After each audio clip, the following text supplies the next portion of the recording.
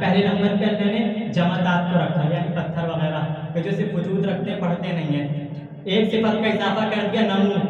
بن گئے نباتات، اس سے اوپر نباتات آ گئے، یعنی جمادات کے اوپر نباتات کو رکھا، نباتات میں حرکت پیدا کر دی، حیوان بن گیا، کہیں حیوان کو اس سے افضل بنایا، اور پھر حیوان میں عقل عطا کر دی تو اس کو انسان بنا دیا، تو انسان کو رکھا چوتھے نمبر پہ، انسان کو سب سے بلند بھی رکھا، انسان کو سب سے چوتھے نمبر پہ بھی رکھا، بلند بھی رکھا، چوتھے نمبر پہ بھی رکھا، یعنی اللہ نے اصول سمجھا دیا۔ یہ تو فلسفی بھی جانتا ہے کہ عقل آتی ہی چوتھے نمبر پہ ہے، عقل نہیں آتی، عقل آتی ہے چوتھے نمبر پہ ہے، انسان چوتھے نمبر پہ، یعنی میں کہنا یہ چاہ رہا ہوں کہ جمادات یہ نہیں کہہ سکتے ہم نباتات جیسے، نباتات یہ نہیں کہہ سکتے ہم حیوان جیسے، حیوان یہ نہیں کہہ سکتے ہم انسان جیسے، انسان یہ نہیں کہہ سکتے ہم نبی جیسے، نبی یہ نہیں کہہ سکتے ہم رسول جیسے، رسول یہ نہیں کہہ سکتے ہم 5 اولو العزم جیسے، اور اولو العزم یہ نہیں کہہ سکتے ہم خاتم النبیین جیسے۔ تو جب آدم سے لے کے